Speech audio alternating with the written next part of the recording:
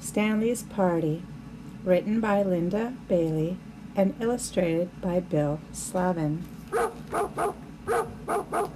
Stanley's Party was published by Kids Can Press. Stanley knew he wasn't supposed to sit on the couch, but his people went out a lot, and they never came home before midnight. So one night Stanley began to wonder what would happen if he sat on the couch while they were gone, just for a minute. He put one paw on the couch and waited. Nothing happened. He put his second paw up. Slowly, Stanley dragged his whole huge body onto the couch. He sat there nervously listening. He waited for someone to yell, "Stanley, off the couch!" But no one said a thing. So Stanley lay down. The couch was more comfortable than he'd ever dreamed. Stanley stretched out his legs. He put his paws up on the cushions. He sprawled and squirmed and sniffed the leather trim. The couch was wonderful. All that evening, Stanley lolled and lounged on the couch. Just before midnight, he remembered his people. He straightened the cushions, brushed away dog hair, and hopped off the couch. When his people came home, he was waiting at the door. "Good dog, Stanley," they said. "Roof," said Stanley, wagging his tail. Stanley felt terribly clever. He was so pleased with himself that the next night he decided to try something new. He had noticed that when his people sat on the couch, they often listened to music. Stanley had seen how they got it. He pushed some buttons with his nose. A moment later, music filled the room. Stanley was entranced. His body began to sway. His feet began to move. Soon Stanley was waltzing around the room.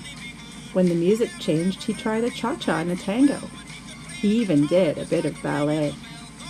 Stanley danced up a storm that night. He didn't stop until just before midnight. Then he turned off the music and tidied the couch. When his people came home, he was sitting on the living room floor. "Good dog, Stanley," they said. "Bark to bark, bark," said Stanley. On the third night, Stanley broke into the fridge. It wasn't hard. He just pushed his nose firmly into the rubber seal and the door popped open. There was a lasagna in there that he'd been watching for days. It didn't last long. After it was gone, Stanley licked the plate clean and put it in the sink. When his people came home, he was lying on his dog bed. "Good dog, Stanley," they said. "Burp," said Stanley. Stanley couldn't believe his new life. Now he didn't mind at all when his people went out. As soon as they left, he sat on the couch.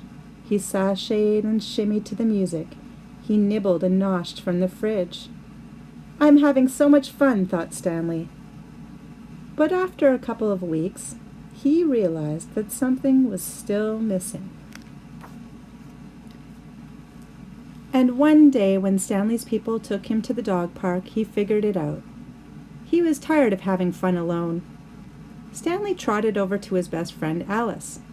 "How'd you like to come over to my house this evening?" said Stanley in dog talk. "What for?" asked Alice. "We could sit around on the couch," said Stanley, "put on some music, do a little dancing, maybe have a snack." "Sounds great," said Alice. "What sounds great?" asked Oscar, coming up to join them. Before Stanley knew it, he had invited Oscar too, and Mabel and Digger and Gassy Jack. He invited 2 more dogs on the way home, and all the dogs he invited talked to other dogs, and those dogs talked to other dogs, and those dogs talked to still other dogs. That night, right after Stanley's people left, the dogs began to show up. At first they came in 2s and 3s, then they arrived in packs. Some of them were Stanley's friends, but a lot more were strangers. Stanley wasn't worried. "The more the merrier," he said.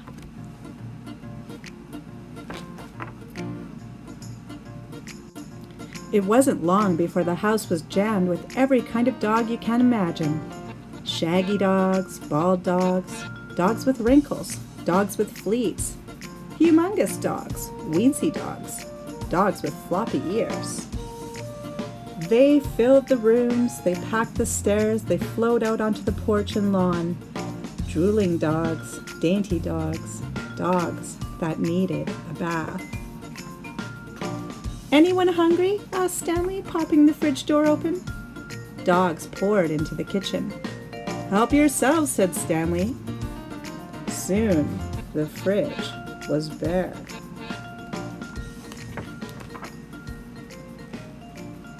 "Anyone care for some music?" asked Stanley. He put on some rock and roll. The dogs went wild. They stomped, they boogied, they bebopped and jived. They twisted and jitterbugged and mashed. They danced until their paws were sore. They danced till the whole house shook. And who do you think danced hardest of all? Stanley. It was the best doggone party a dog ever had. It was also the only night ever that Stanley's people came home early. At first they didn't say anything. Then they said together very loud, "Stanley, bad dog." All the dogs except Stanley had to go home. Stanley helped his people clean up.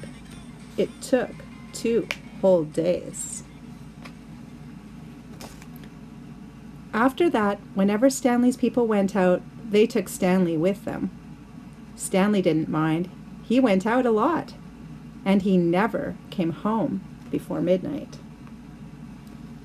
As for the party, well, this all happened a long time ago, but in Stanley's neighborhood, the dogs still talk about that night, and the dogs that were there told other dogs, and those dogs told still other dogs.